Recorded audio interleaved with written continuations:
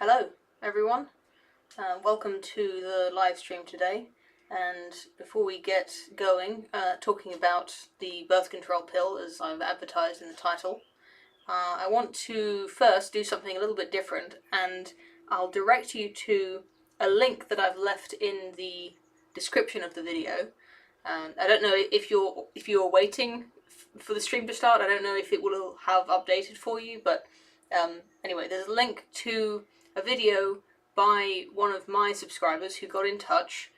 We've been emailing back and forth a little bit, and I think it's a really good video. It's an animation, the first of a series, I believe. It's in French, but it's subtitled.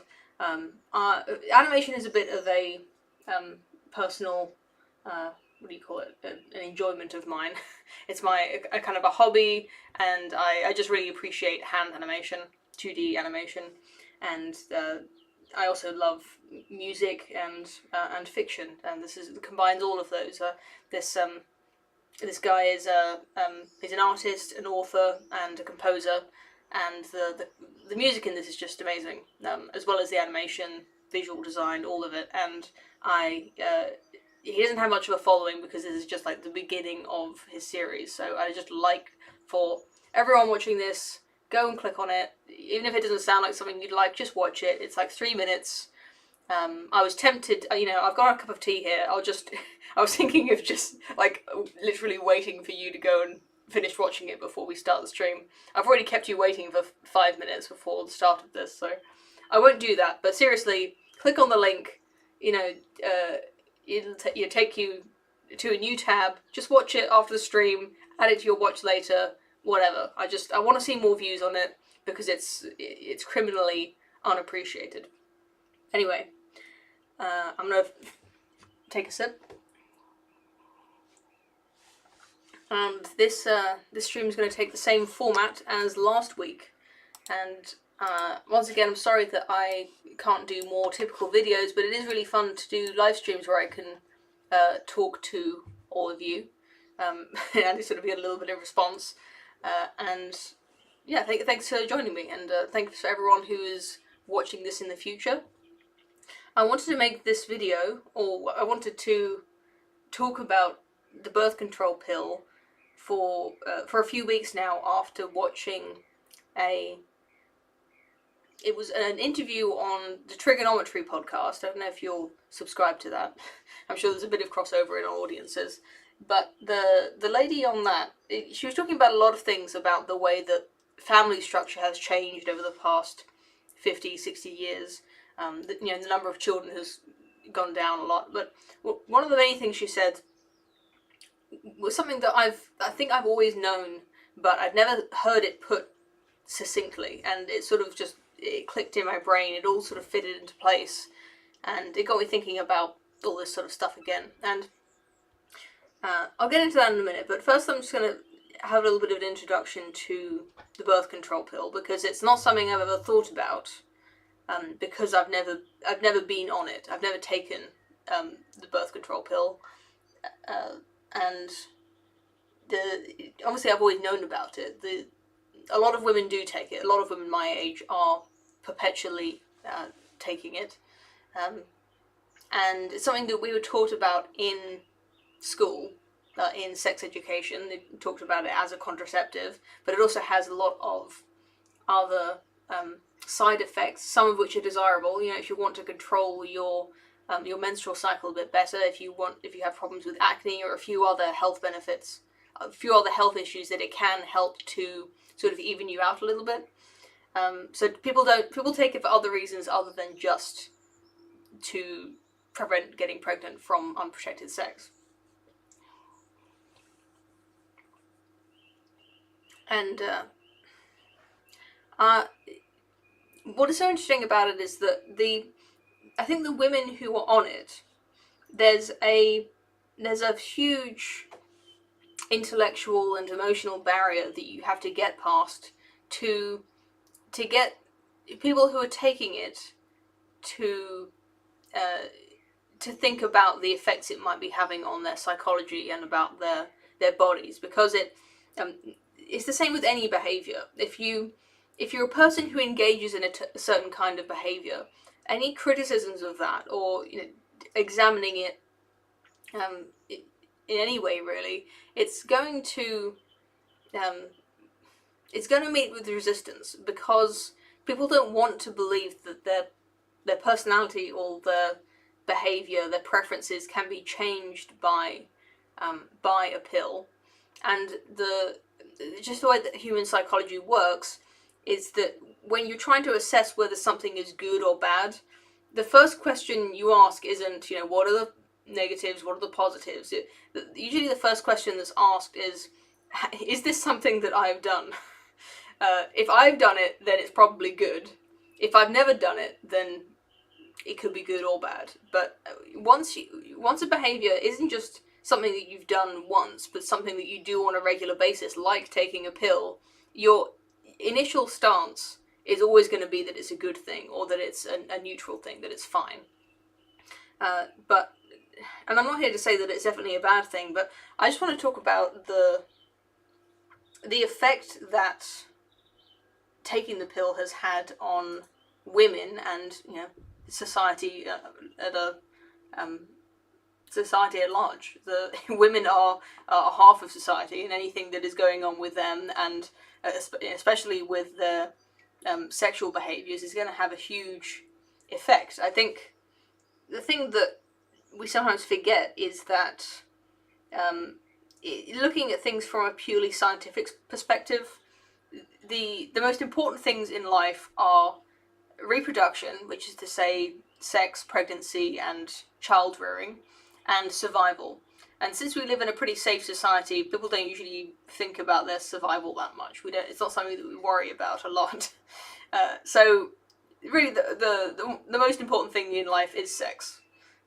Whether you're having it or not, whether you're married, whatever, sex is probably a larger part of your life than you think it is, and a huge part of our psychology, regardless. And obviously, there's going to be a lot of talk about sex in this coming lecture. Would I say lecture? Live stream. So I don't know who is watching these videos with their children. I'm not going to be graphic about it, but that's what we're in for. It's going to be a juicy stream where I'm going to say the word sex a lot.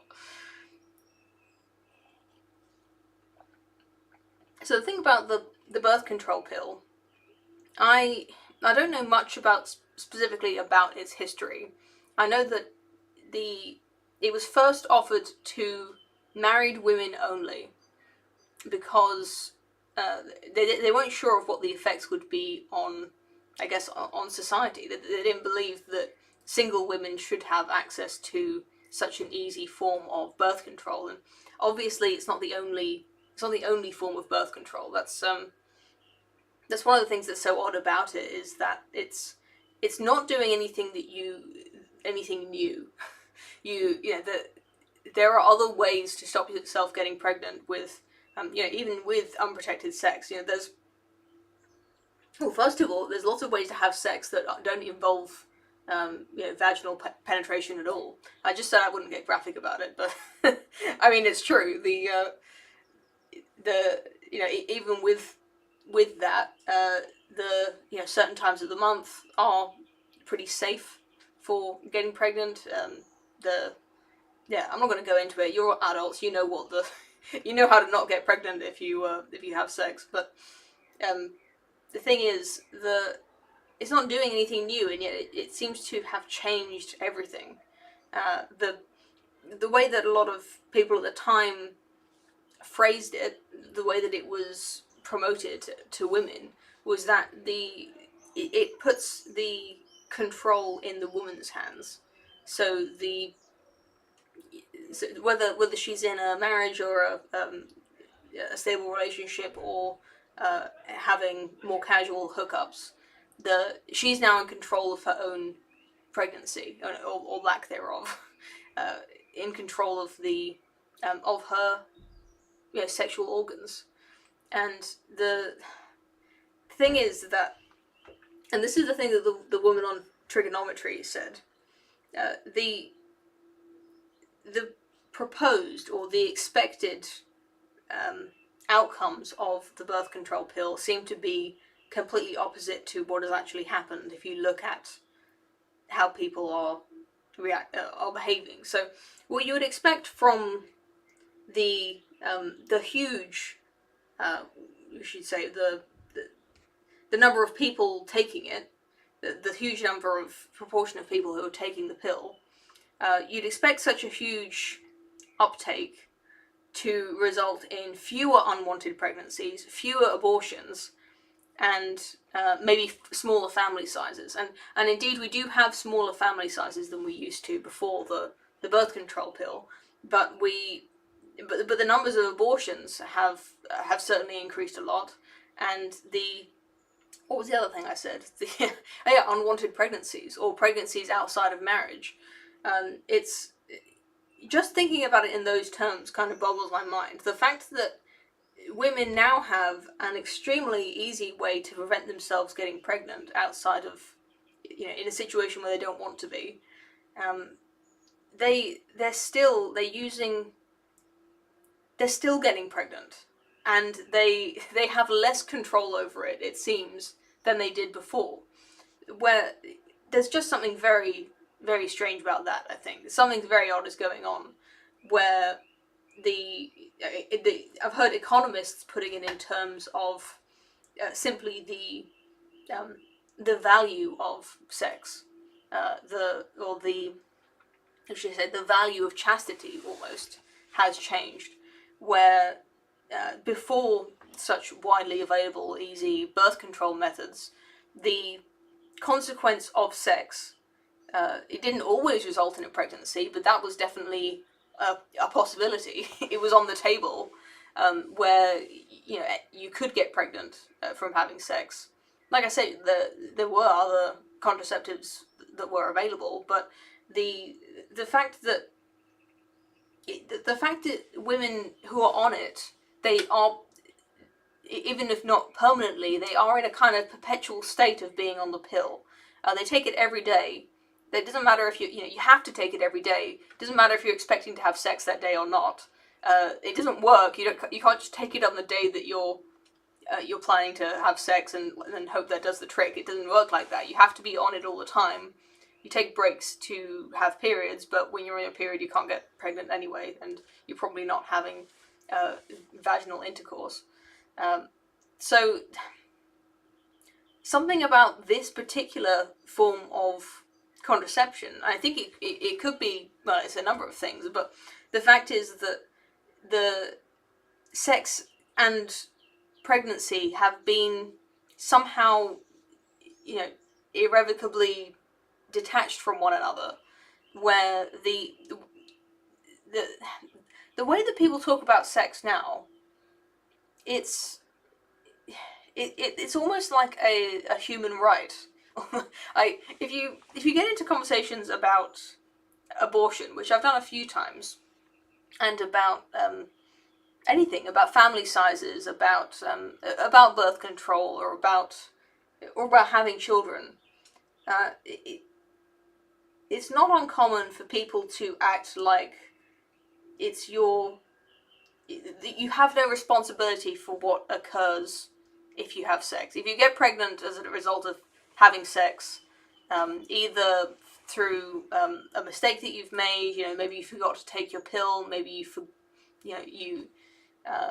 maybe you just couldn't be bothered to use protection or whatever, or maybe it was just a simple mistake and the protection you used just didn't work. It's somehow seen as just a given that it's not, that if you don't want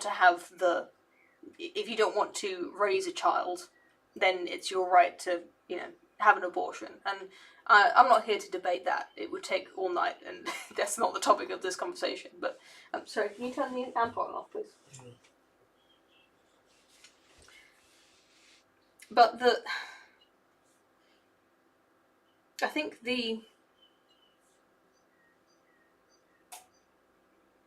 when you talk about, I've lost my train of thought now. Sorry. Maybe I'll see if I've got any super chats. No. I don't. Sorry, having some technical difficulties. The amp behind me is linked to the PC, and it plays havoc with the monitor.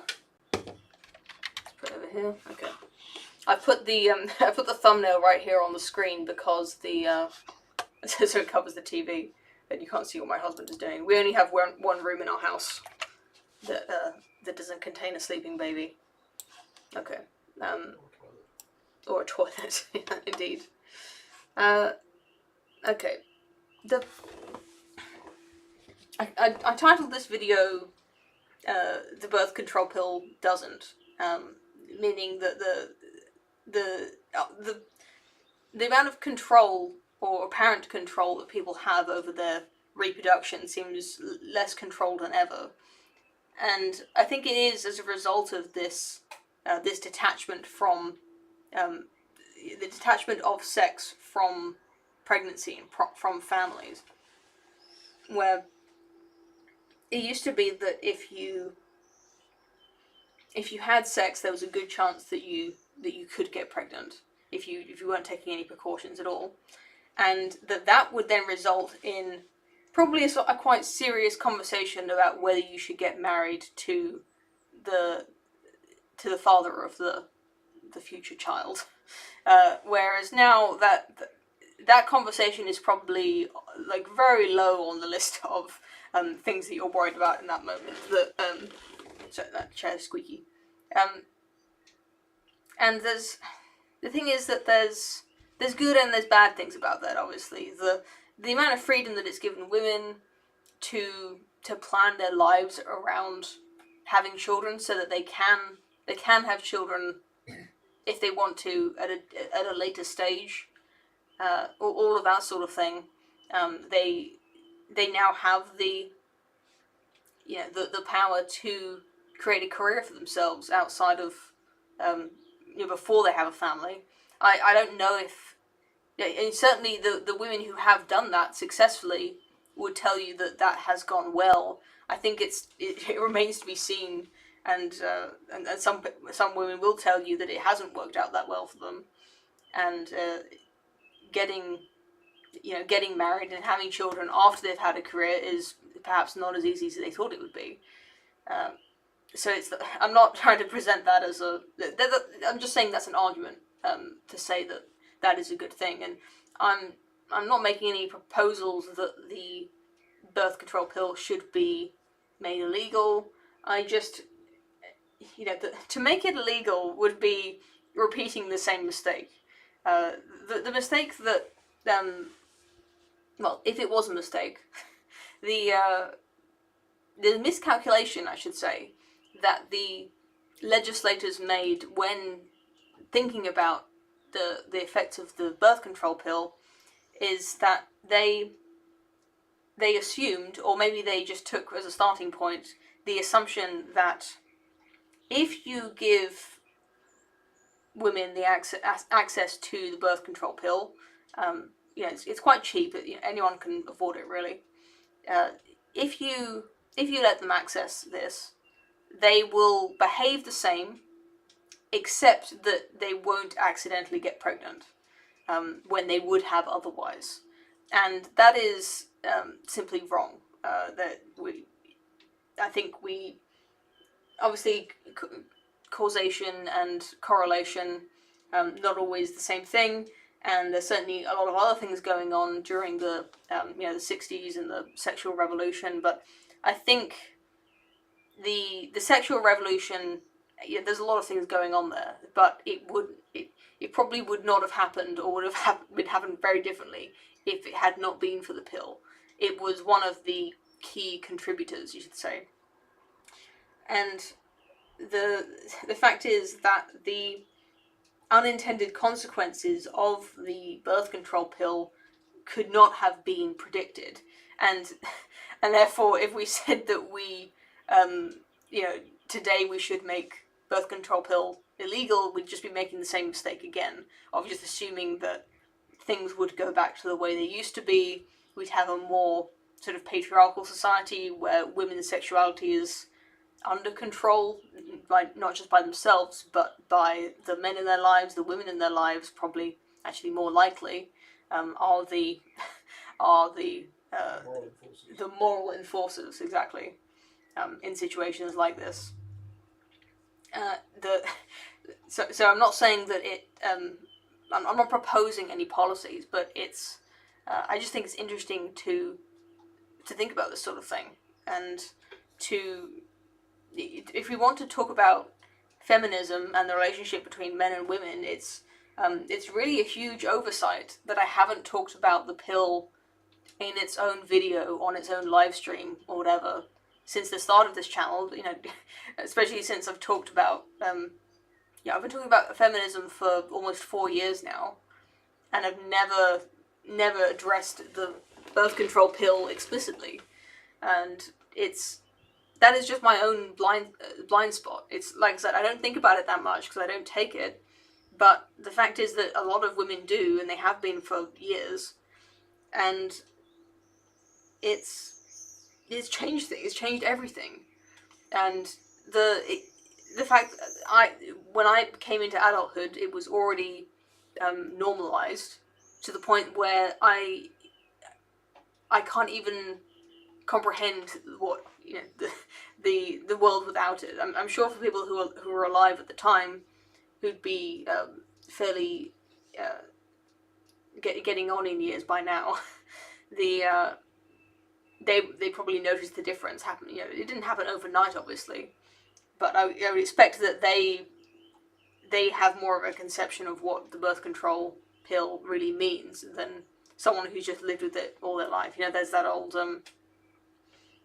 saying, that old joke about fish not having a word for water, but I guess that's what it's like trying to analyze the times that you're living in. You really don't see what the things that have always been there, and I don't know. I don't want to come across as a prude, saying that you have to wait until you're married and you're ready to have a child. It's sex isn't just about creating children anymore. That I'm not saying that that's unambiguously a bad thing, and personally, I'm someone who's taken a lot of satisfaction from my career. Not that I was married before I went to university or anything like that. I won't go too much into my own personal history because it's just a bit embarrassing. But someone has asked if my channel is monetized, and yes and no. So I get super chats for this channel. I can enable. Can you hear those birds outside? They're making quite a racket. Swifts. They're swifts, yeah. They're hunting. This is the dusk time when they hunt the flies outside the window.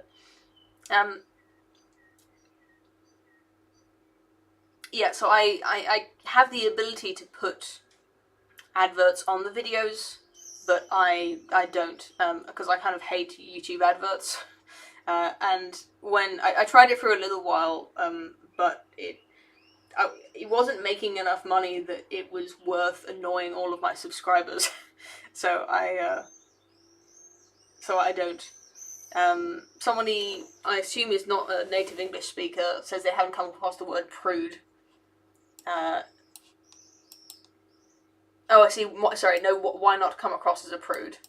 Yeah. I mean, actually, one of the Mary Whitehouse, who was what would you call it, a pro-censorship campaigner in what decade? The 80s, the 70s? From the 60s to the 90s. From the 60s to the 90s, she was objecting to the to sex and violence on TV, but especially sex.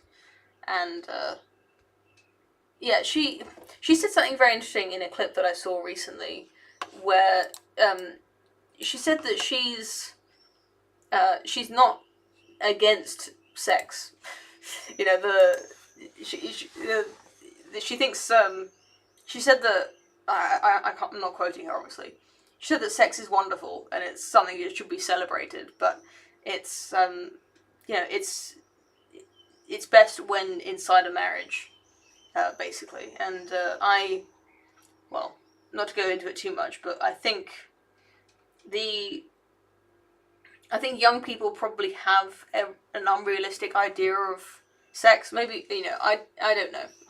I I haven't talked to that many young people about their experiences, but I think when people go out, often on the pill, people who are not everyone who's taking the pill is having casual hookups. I wouldn't like to give that impression that I think that, but it's hard to talk about the effects of the pill without addressing this fact that a lot of people, or maybe just a significant portion, I'm not saying more than half even, of people in their 20s now engage in a kind of casual sex culture to varying degrees. There's the going out every weekend and finding a new guy, new girl, new partner, and then there's the I'm dating this person for a few weeks, we'll have sex and see how it goes. And then there's people who just on the other end of the spectrum who are waiting till marriage. But the thing is, these people who are finding each other in nightclubs, this is a kind of hookup that is hard to imagine happening before the sexual revolution, before the birth control pill, and I think, who knows? I would expect that these people probably overestimate how enjoyable their hookups will be. Is that going too far? I think people who are married probably, maybe not for their entire marriage, but for now I'm too embarrassed to say, but I think the culture, perhaps, and the media has has caused people to overestimate how much they'll enjoy hookups. Not just in the long term, how much, whether they're going to regret it the next day, or whatever, but just how much, like in the moment, how much fun they're going to have. I think is probably doubtable, especially when you think about how much alcohol each of these people has consumed. There's a certain excitement in meeting new people and experiences that are novel, but it just doesn't seem like that's a good recipe for a fulfilling evening, shall we say? And it certainly isn't that.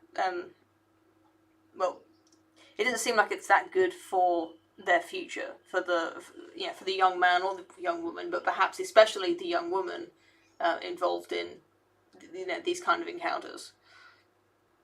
I've just got a not a super chat, but we've got a message in the chat. Sexual hypergamy has resulted in significantly more young men who are middle-aged virgins and women with partner counts in the hundreds. Yeah, I mean, there's loads of things we could talk about with the results of. This person in the chat called it sexual hypergamy.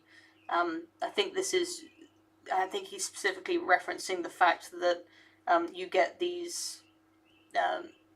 You get a certain number of men who are perceived as being of high status, who are managing to bed lots of women, and a lot of men, as he says, turns out to be middle-aged virgins, who it's something that I've observed recently. This sort of trad culture on the internet, these right-wing young people, they seem to be having a hard time. You get a lot of them who are married like myself or in long-term relationships, but there's a significant portion of them who are finding it hard to find other young people who are of the same mind. So if you're the kind of guy who's not looking for a hookup, he's looking for a wife. It's hard to find a girl who is, I don't know. Maybe these guys have too high standards and they're, or maybe they're just obnoxious. But I think I would struggle to find a young woman if I were a man looking for one who was interested in settling down and having a large family. In a sense, they say that a trad wife is made and not found, which is, I think, probably accurate in the sense that you might need to end up marrying a girl who didn't want to get married when you first met her. Obviously, she didn't want to marry you.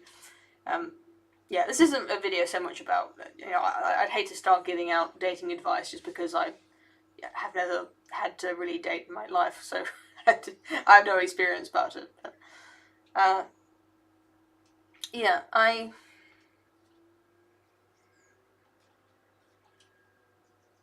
struggling to remember all the things I wanted to say about the contraceptive pill. I don't know if you had anyone watching had any questions about it.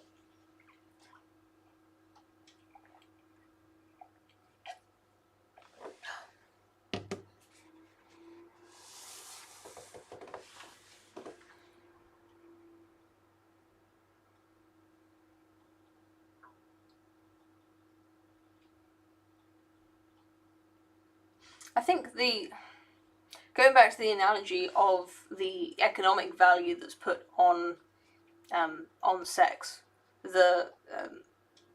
I'm sure I'm not the first YouTube video you've ever seen talking about sex in economic terms, but to take it all the way back to absolute basics of biology, the getting pregnant is very costly for women, and you can definitely empathize with a woman who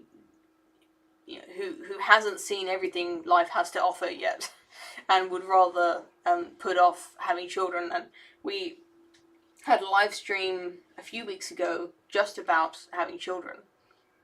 There was myself and my husband talking about it, and in that stream I talked about how genuinely tempting I think it is for young people who have a lot of options available for hobbies and pastimes and travel. Single life is so good that it's hard to convince young people that they should give it up to settle down. But and especially women, I think, who they bear even in modern times, women bear the majority, maybe not the overwhelming majority, but certainly more responsibility for raising the children, and obviously almost all of the responsibility for the pregnancy and the infant period. I think